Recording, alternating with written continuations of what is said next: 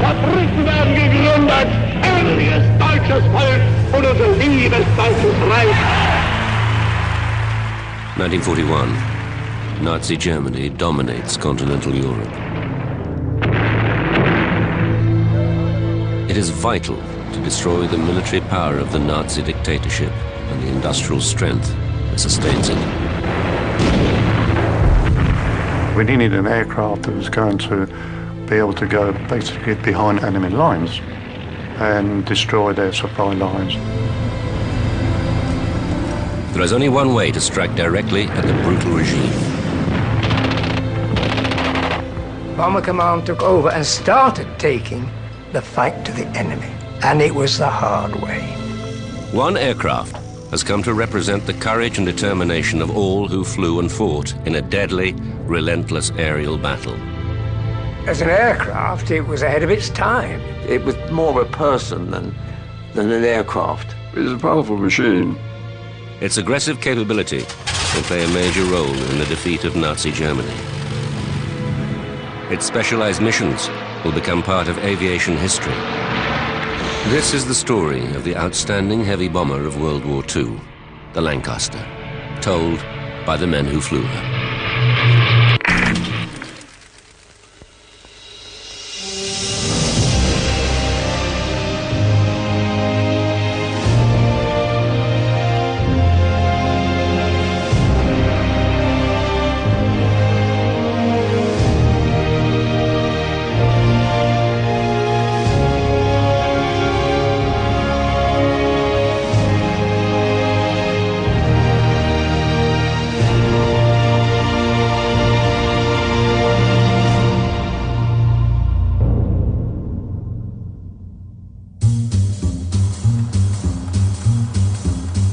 As they have done many times before in the long and deadly war against Nazi Germany, aircrew of Bomber Command gather for the briefings that will detail their targets for the night. We went into the briefing room, and there's always a huge map of Europe at the end with tapes on it to where the target was. I decided I didn't want to be called up because that would mean the army, and I wasn't really a suitable physical man to go into the army, so I volunteered to go into aircrew. I applied to be a pilot, and I was told there's a waiting list of 1 year. Why not be an air observer?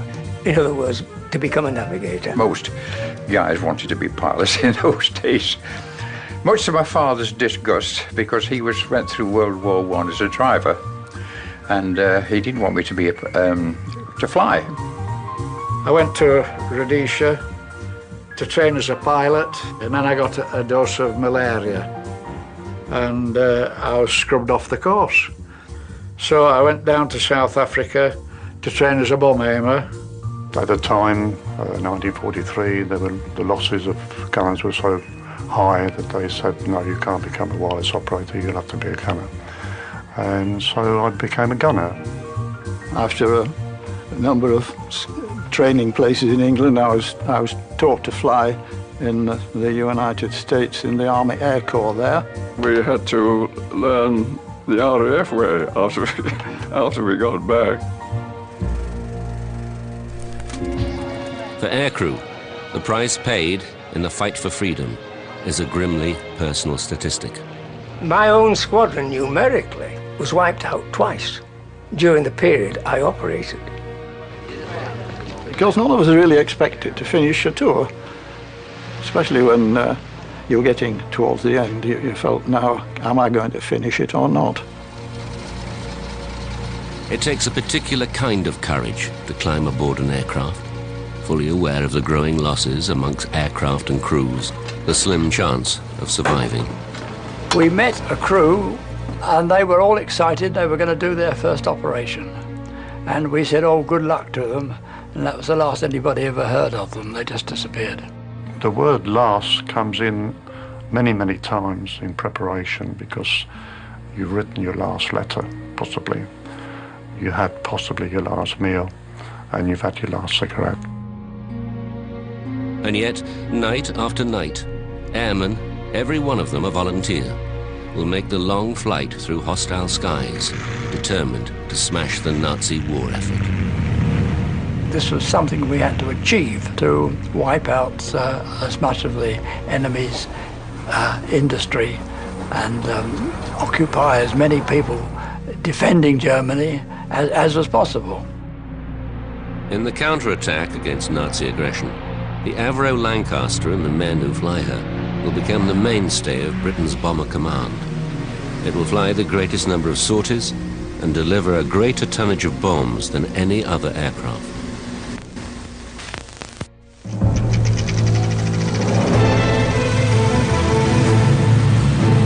Bomber Command entered the war equipped with twin-engined aircraft that are no match for the enemy they would face.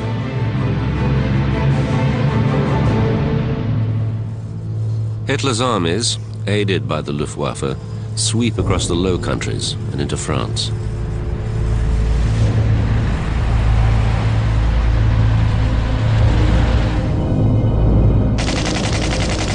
The men and machines of Bomber Command join the fight to disrupt the advance. It becomes a losing battle. The Blenheims during the day were sitting ducks to single-engine fighters. The Blenheims and the battles, of course, they were the main casualties in the Battle of France, where they were shot down. Well, complete squadrons were shot down sometimes. Faced with the demands of modern warfare, these aircraft, with basic equipment and limited range, are completely inadequate for the task demanded of them. On the 17th of May, 1940, 12 Blenheims were sent to a place called Jean Blou. How many aircraft of those 12 do you think we lost? A lot. All 12. Hard lessons are being learnt at great cost. We were sitting ducks. Very battle squadrons, Handley Page Hamden squadrons, Whitley squadrons, and Blenheim squadrons in 1940 were almost decimated. At Dunkirk, British forces are evacuated from France. Britain and her Commonwealth stand alone. Only Bomber Command can carry the fight back to the Nazi homeland. Where we were backs against the wall and going to take back and going to push Hitler off his couch. Lacking equipment and instruments capable of precision navigation and targeting, only 1 in 3 aircraft succeeds in getting within 5 miles of its target. 50% of bombs fall in open countryside. A map reading isn't all that easy, you know, particularly if you're travelling at about 180 miles an hour. 21:54. That's 3 miles a minute, and if you're 20 seconds in thinking, scratching your backside, you know, you've gone a long way off track.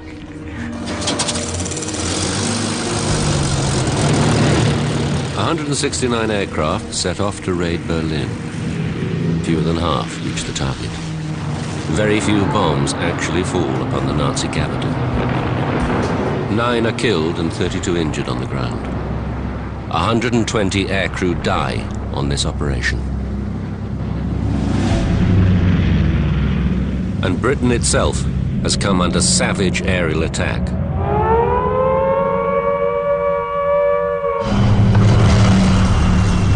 They started bombing out open cities. Not only London, Coventry, Plymouth, Manchester, and various others. In the course of the war, over 43,000 civilians are killed, and many more seriously injured in German bombing raids on Britain. The ruthless nature of the Nazi war machine generates a loathing of the Führer and all he stands for. What do you think about us going over to Berlin and doing the same to them? I should think so too. A bit worse than this, I hope, with a wicked bugger like he is. Bomb them tenfold. I'm sorry for the women and children of Berlin, but what about the women and children of this country? Well, if I was a man, I'd go over there and I'd give them the same as what they've gave us here. There became an urgent need for aircraft powerful enough to cross the inhospitable skies of occupied Europe and strike hard at the heart of the Third Reich. A new generation of warplane is developed, the four-engined heavy bomber. They are the Sterling, the Halifax, and the aircraft that will be described as the finest bomber of World War II, the Avro Lancaster. We shall not fail or falter. We shall not weaken or tire. Give us the tools, and we will finish the job.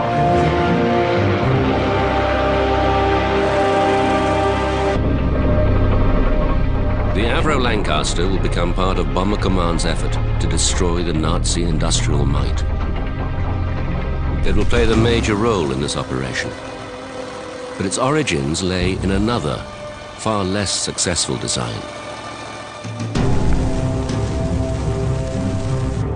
3 years before the outbreak of war, Roy Chadwick, Avro's chief designer, responds to an Air Ministry specification for a twin-engine medium bomber, powered by 2 Rolls-Royce Vulture engines. The first prototype of this aircraft, the Avro Manchester, flies on the 25th of July, 1939. Problems are immediately obvious. The Vulture engines lack power, and there are handling problems while in flight. However, when war breaks out 6 weeks later, the Manchester bomber is rushed into service. But the Vulture engines are prone to bearing failures and overheating, causing fires. In spite of modifications, the Manchester continues to suffer numerous problems, affecting its performance and reliability. The Manchester was completely underpowered and quite useless. At Avro, Chadwick and his team of designers are already planning to develop the Manchester into a potent 4-engine bomber, with the highly successful Rolls-Royce Merlin engine replacing the unreliable Vulture. Roy Chadwick added another 4 foot 6.5 inches on each wing span and made it a 4-engine job, and that was absolutely ideal. Here the propeller is being introduced to the aeroplane, of which in the future it will be an integral part.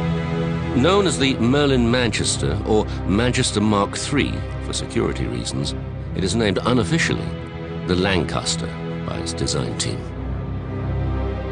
The Manchester's wingspan of 90 feet is extended to accommodate the extra engines.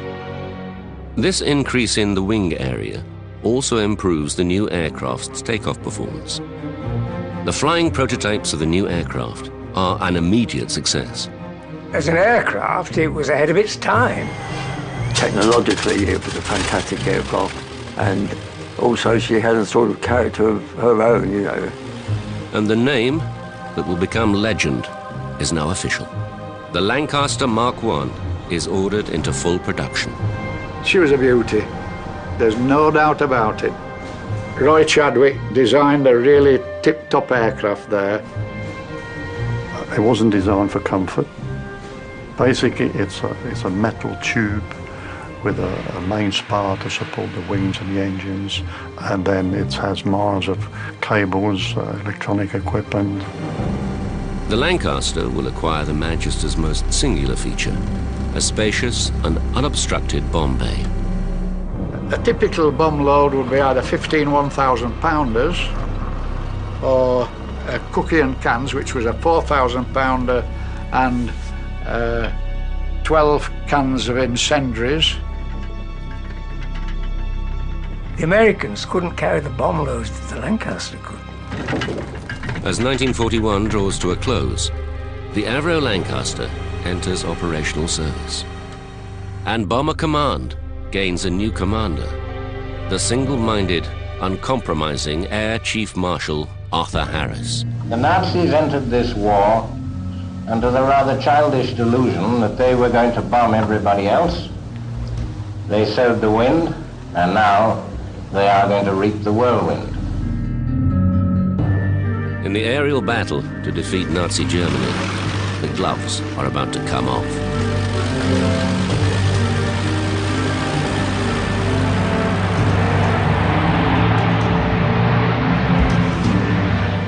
The gathering strength of Bomber Command will be used to wreck the centers of German war production shattering the confidence of munitions workers, forcing them to abandon their factories.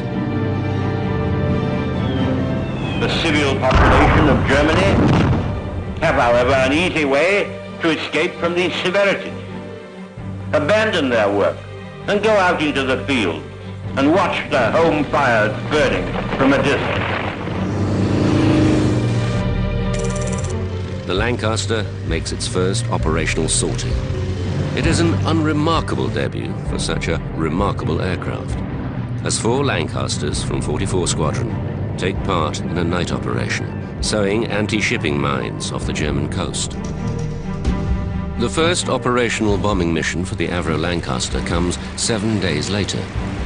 2 Lancasters join a force of 124 other aircraft in a night raid on the German city of Essen. 4 aircraft are lost during the raid.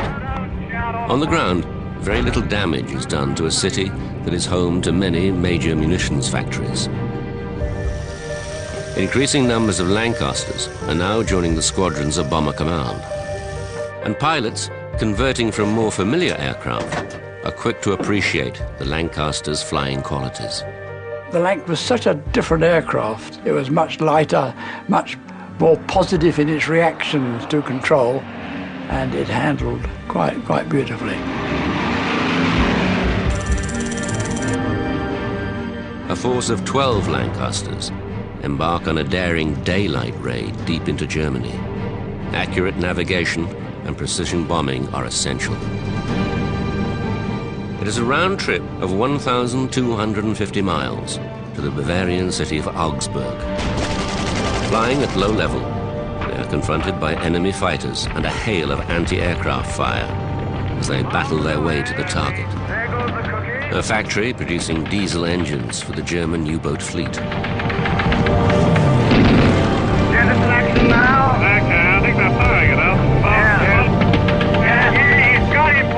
In spite of losses, 8 Lancasters make it through the barrage to deliver their bombs precisely on target.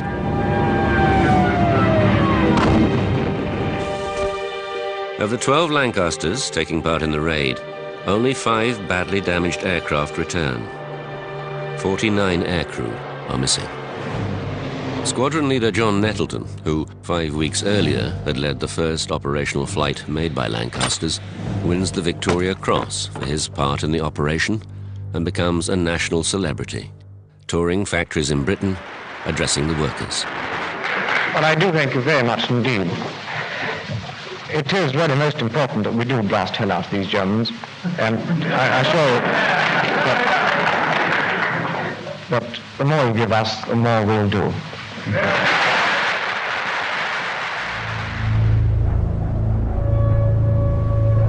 Production of submarine engines at the Augsburg factory is halted, but the plant is back in operation within several weeks. Such losses, for so little result, were unacceptable. If Bomber Command is to remain in the war, it has no alternative but to fight by night. There was no other way we could do it. People thought, well, why didn't you bomb in daylight? Completely useless. We'd have all been shot down. Why didn't you do precision bombing? Completely useless. We hadn't got the equipment to do precision bombing in night time. If you had 15 bombs and you're releasing them at half a second intervals, it would take 7.5 seconds from the first bomb to the last bomb. Bombs away. There goes the cookie. So how far would a Lanc fly in 7.5 seconds? Quite a distance between the first bomb and the last bomb. So that's why quite a number of bombs actually missed the target. The industrial Ruhr district produces 80% of Germany's coal supplies and 75% of her steel. This network of war industries is clustered in and around Germany's major cities. German defenses are concentrated around these centers, creating a barrier of shells, high explosives, and night fighters guided by probing searchlights and the electronic gaze of radar. Searchlights could be a problem And they had what was known as a master searchlight, which was a blue searchlight, which suddenly latched onto you and it's radar controlled and you couldn't dodge it. The airmen of Bomber Command will confront the increasing strength of these defenses as Air Marshal Harris intensifies the aerial bombardment of the Third Reich. Cologne, Lubeck, Rostock, those are only just the beginning. But for the Nazis, the writing is on the wall. 73 Lancasters take part in the largest raid of the war to date.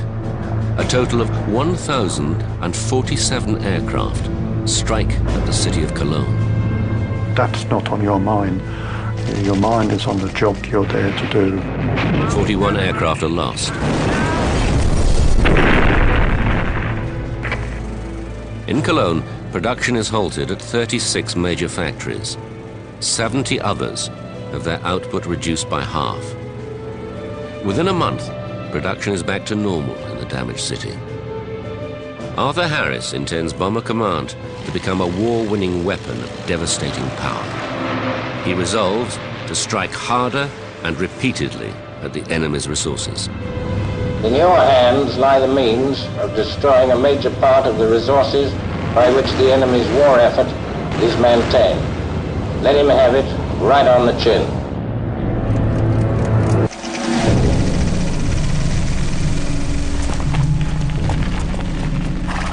Hitler's dream of total victory has not been realized. He demands a huge expansion in output from the German war industry. Bomber Command is about to be tested in the shadows of night and the fires of war.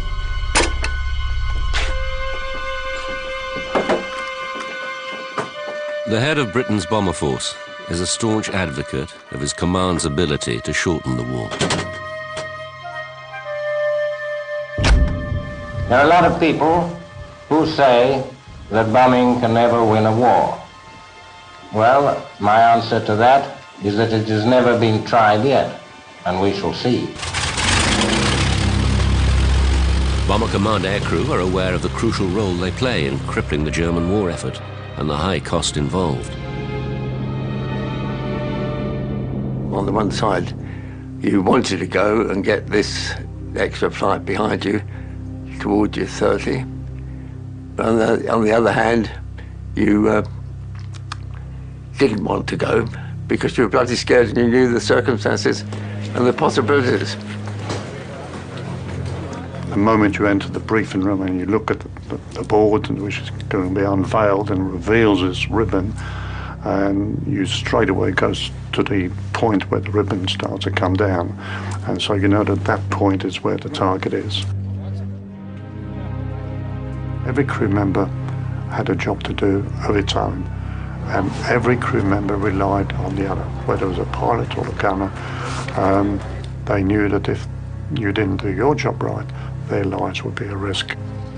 Everybody is important to each other or to everybody else. It is teamwork that counts. You live or die by the support of the rest of your mates. The Avro Lancaster carries a crew of 7, young airmen whose average age was 22. The old man of the crew was the mid-upper gunner, and he was 29, which you always thought was rather old. Chaps. And the rest of us are in our early 20s. And of course some were younger than that in other crews.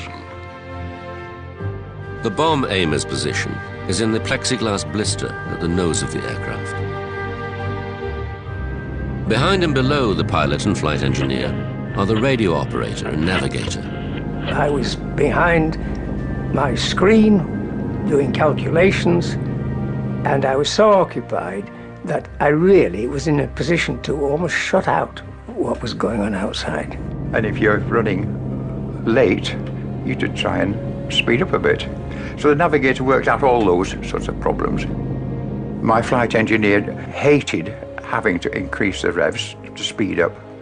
It mucked up his fuel consumption, and he prided himself on getting 1.1 miles to the gallon out of a Lang. The wireless operator's position is close to the Lancaster's cabin heater, and while the temperature at 20,000 feet in the night skies could drop to minus 40 degrees, his position by the heater is a dubious advantage. But the trouble is, it was only about 2 inches from me, and of course it was burning me like buggery. So down there was the open gangway, and of course nothing to obstruct anything except cold air coming in from various holes all over the place. So you've got cold air, freezing air blowing down there. You've got burning hot air down there. So the wireless operator is sitting something like this because he's been burnt like hell there and it's frozen there. Far back in the fuselage, separated from the rest of the crew, are the mid-upper and the rear gunner positions. Of the two, the rear gunner is the most isolated. He crouches behind 4 Browning machine guns, exposed to the elements as well as the gunfire of stalking night fighters. You're at the very, very end of the aircraft. You're suspended, if you like, in mid-air. It is hard to imagine the reality of the rear gunner's situation in a space so cramped he is unable to wear his parachute. Faced with the prospect of being trapped in a disabled turret, unable to escape as his crippled aircraft plunges from the sky, it is the most vulnerable of locations. That's what the enemy aircraft would try and get rid of first. So it was, the word we used in those days was pretty dicey, pretty dicey. Once the targets for the night have been decided by Bomber Command Headquarters, they are passed to the squadrons. The airfields become a hive of activity as they prepare for another operation in the unremitting, relentless battle. The aircraft are fueled and bombed up, final meals eaten, parachutes are issued. And the WAF girl who would issue the parachute always had the standard joke, bring it back if it doesn't work, you know. You always had the feeling that the ground crew, it was their aircraft and they were only lending it to us to go and do a job. We couldn't take off without them. We couldn't fly without them. They were the boys who were 100% necessary. Not enough praise was given to a ground crew. They were absolutely A1. With aircraft waiting, fueled and armed, there's a moment before the crews climb aboard. For some, this is the moment of greatest anxiety. You had your briefing, you know what you were going to do, and we assembled outside our aircraft waiting for the time to go. And then the nerves were tight and we didn't want to talk and we all hated it, and it was a very unhappy time till we got onto the aircraft. With the sun sinking over their bases, the crews board the aircraft. Engines burst into life. Waiting for the green light to take off, and you whip the inner engines to the gate, and the aircraft is still on the chocks and on the brakes, and streaming, pulling again. As you're opening the throttles, the flight engineer has got his hand behind them, helping you to push them fully open. And you really got to get the throttles fully open, and it's a very heavy aircraft to lift off the ground. There's the green, Skip. There's an awful lot of power with the 4 engines, but there wasn't much problem controlling all that. And the roar of the moans is something I just can't explain over here. It's absolutely fantastic, the power, and racing along the runway, fighting against the force of gravity, and straining, and you're wondering whether you'll ever get off at the end of the runway. And then before the end of the runway, vroom, and you'd be up like a lift going up. Oh, we get cracking. Watch your height. I'm watching everything. Okay. Good luck to them all. To the team that has done its job. To the team that is again on the job. Hundreds of aircraft rendezvous at assembly points high above the coastline of East Anglia, where pilots set a course for their targets as the shadows close in around them. They fly towards a formidable air defense system. Almost 1 million men serve in Germany's air defense network. Another 1.5 million are engaged in air raid precautions and damage repair. There are over 150,000 anti-aircraft guns defending Germany's cities and industries. To overcome the fury of the enemy defences, new tactics have been introduced. Formations of bombers no longer make their separate ways to the target. All aircraft now fly on the same heading, with only height and split-second timing separating them. The bomber stream is probably a mile wide, half a mile deep.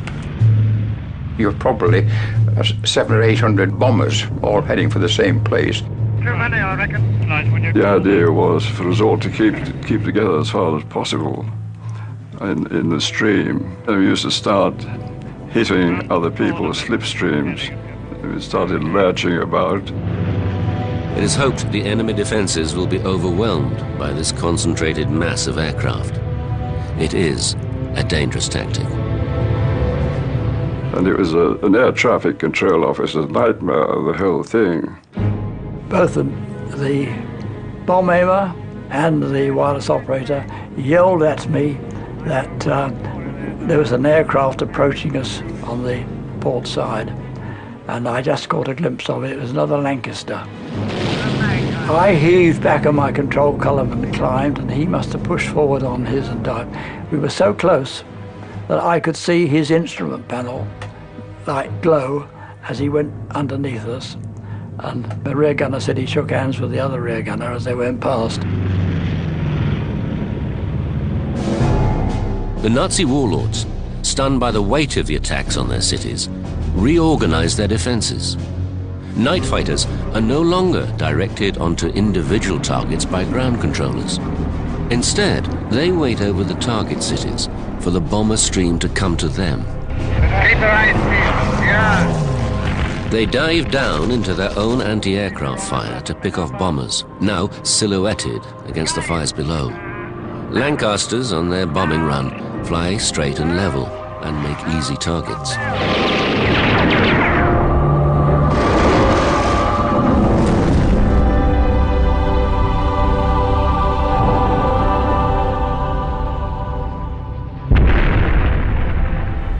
We suddenly saw another Lancaster burst into flames, and I can remember to this day Leo, a skipper, shouting at us, "Concentrate, it could be us next." In this savage battle, losses are mounting. 11,300 aircrew have been killed during the first 3 years of the war. More than 12,000 will die in the 4th year alone. The cloak of darkness that should shield the bombers is no longer working. The battle in the shadows is about to reach a new and savage ferocity.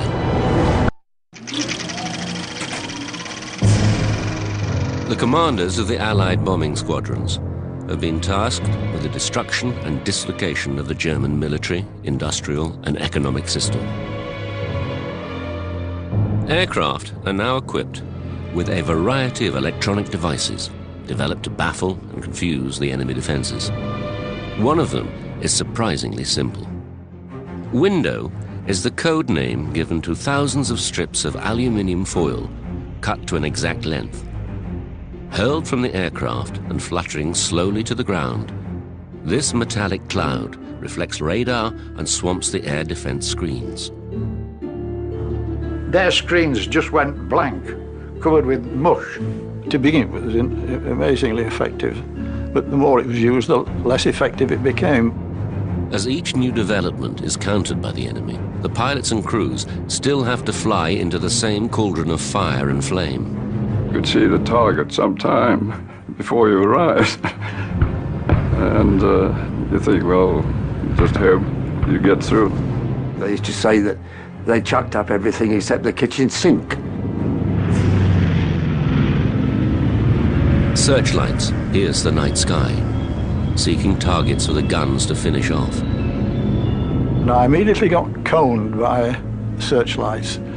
Now, coning is an experience not to be forgotten. There's a few searchlights ahead. I had to throw the aircraft around in all sorts of different ways to try and get out of it. And all the time they were shooting at me. So we opened up full speed, put the nose down, and we got nearly up to 400 miles an hour, which was far in excess of what the Lancaster should normally do. All too often, the desperate attempts to evade the deadly beam fail. As the Lancasters reach the target, evasion becomes impossible. The aircraft has to fly straight and level. All you concentrate on, I must get it plumb in those marshalling yards. I must get it smack on that factory. This is what you aim for. Okay, steady. Right, a little bit. The whole crew was saying, for God's sake, drop it more, let's get out of here. 2, 3. And then you hear the two magic words. On the way. But even then, there could be no relaxing of desperate vigilance. That's just me, I know. That's when the fear kicks in, because you're not expecting it. If you didn't see him, it was curtains, because with his firepower, you were just blown away. Keep your eyes open, mid-upper. You can imagine a direct hit on a bombed-up Lancaster. When the fighters are spotted, the sturdy Lancaster is capable of surprising maneuverability. A German night fighter came head-on to us. The flight engineer one saw it, the skipper saw it almost at the same time. And you shout corkscrew port. You descend at a high speed, and then you heave back and swing the aircraft right over the other way and climb hard as you can go, and everything's going flat out. You lose complete orientation. The G-force then is so tremendous that you're pinned to your turret.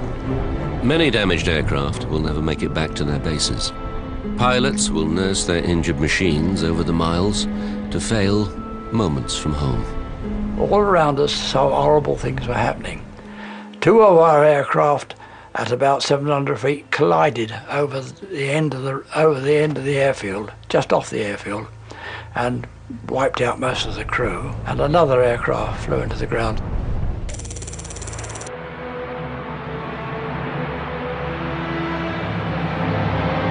"19 Lancasters of 617 Squadron carry out Operation Chastise, the attack on the dams of the Ruhr Valley. Specially modified Lancasters carry the bouncing bombs developed by Barnes-Wallis. Huge 9,250-pound mines packed with high explosive designed to rotate, skip across the surface of the water in front of the dams and settle hard against their walls before exploding. Using VHF radio, Guy Gibson, the leader of the raid, maintains direct contact with all his aircraft, guiding them to the target, correcting their bomb runs.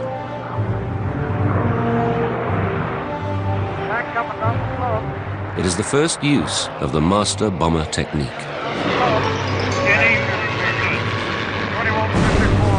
It is a technique that will be adopted by a new target finding and fixing force.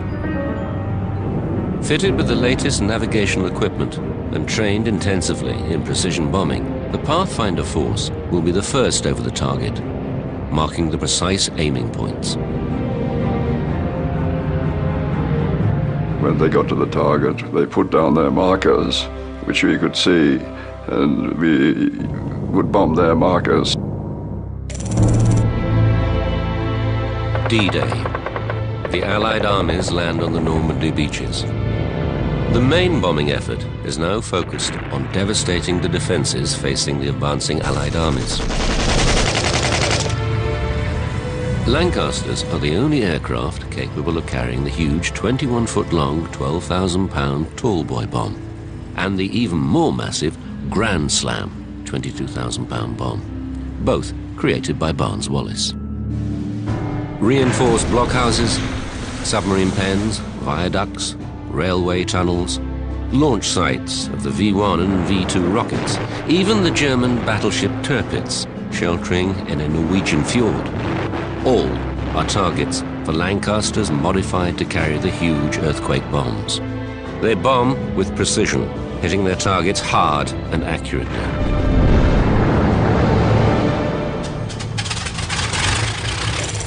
Operation Thunderclap. 796 Lancasters form the main strike force targeting the German city of Dresden. classified as a major rail and communications centre. To the aircrew of Bomber Command, it is another long and dangerous mission. It was just a case of there was a job to be done, and you do it to the best of your ability, and you hope that every little bit that you do shortens the war, that little extra bit, that little bit. War is war. Inevitably, people are going to get killed, the same as they got killed in London, Coventry, and everywhere else. Well, there's a target straight ahead, Skip. It is a raid that will cause a controversy that endures today. The intensity of the bombing and conditions on the ground combine to create a firestorm. It was just Dante's Inferno for the people on the ground. The bombing of Dresden will focus attention on the civilian casualties caused by Allied bombing. There will be claims and counterclaims as to the importance of Dresden as a military target. Sir Arthur Harris will be held responsible for ordering the raid. It will taint his reputation for years to come. But the reasons for this particular raid are varied and controversial. I personally went to see Butch Harris after the war, and I spoke to him, and he told me, he said that he personally did not want to bomb Dresden. He said it was too far for too little. The war continues as Hitler clings to power. With callous disregard for the suffering of his people, he declares, "If the war is lost, the nation will also perish. Their fate is inevitable." There is no necessity to take into consideration the basis on which the people will need to continue. With 55 squadrons now equipped with the Lancaster, it has become the principal aircraft of Bomber Command. They continue to pound targets in Germany as the Allies fight their way into the heart of the Third Reich.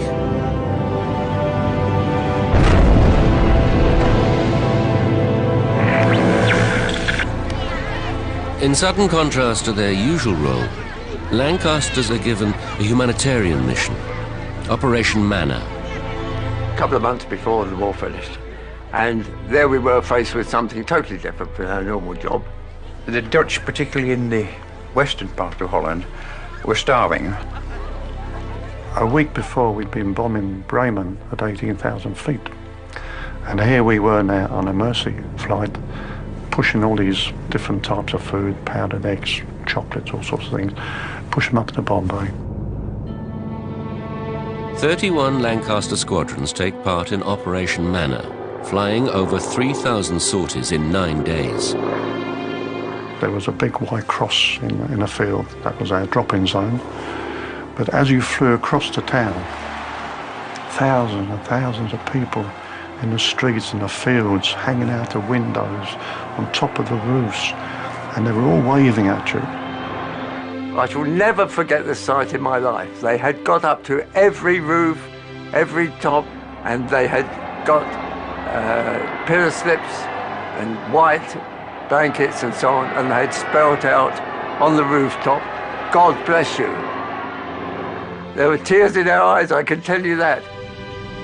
And the last trip we did, we just got across the sea at noontime, and we heard on the RT, Mr. Churchill, announcing the official end of the war. Sign the act of unconditional surrender of all German land, sea and air forces in Europe. Long live the cause of freedom. The European war is over. Lancasters assist in the homecoming of Allied prisoners of war. There was Operation Exodus, which was a repatriation job. These British prisoners of war, some of whom have been in enemy hands for 5 years, are on their way home by air. Seeing those guys' faces up thinking they were going to be home for their first Christmas. Of a total of 7,377 Lancasters built, some 3,500 are lost on operations. We gave our services for the peace of this country. It is an aircraft that will be forever associated with the men of Bomber Command. But every time an aircraft didn't come back, that was 7 people. We played a part in bringing the war to a swifter end. Of the 125,000 aircrew who served in Bomber Command during the war, 73,000 became casualties. 55,573 of them killed performing their duty. It was the highest loss rate of any of the British armed forces in the Second World War. The Lancaster fought a war for 1942 right through to 1945 as the main aggressive side of our war effort. Their controversial commander would pay tribute to the men who flew and fought in the battle. There is no parallel in warfare to such courage and determination in the face of danger over so prolonged a period. Such devotion must never be forgotten.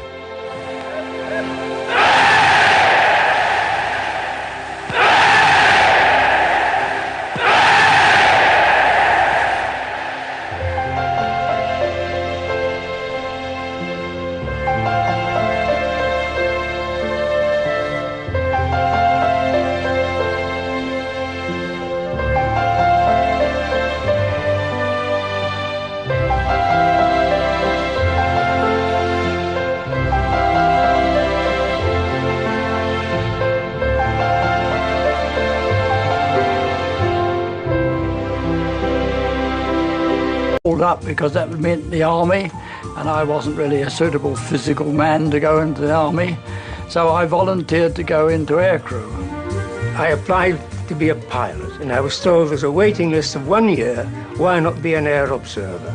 In other words, to become a navigator. Most guys wanted to be pilots in those days. Much to my father's disgust, because he went through World War I as a driver, and he didn't want me to be to fly. I went to Rhodesia to train as a pilot, and then I got a dose of malaria, and I was scrubbed off the course. So I went down to South Africa to train as a bomb aimer. At the time, 1943, the losses of gunners were so high that they said, no, you can't become a wireless operator, you'll have to be a gunner. And so I became a gunner.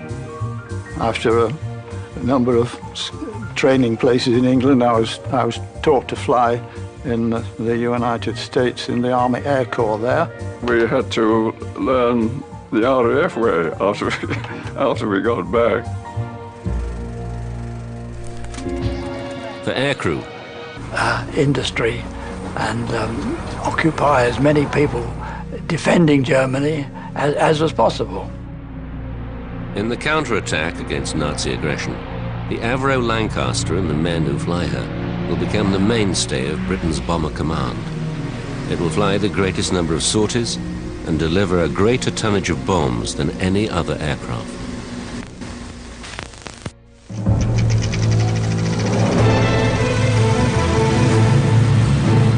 Bomber Command entered the war equipped with twin-engined aircraft that are no match for the enemy they would face.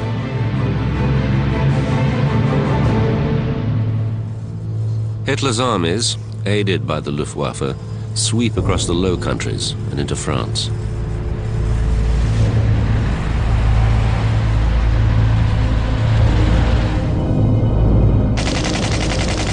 The men and machines of Bomber Command join the fight to disrupt the advance. It becomes a losing battle. The Blenheims during the day were sitting ducks to single-engine fighters. The Blenheims under... This is the story of the outstanding heavy bomber of World War II, the Lancaster, told by the men who flew her.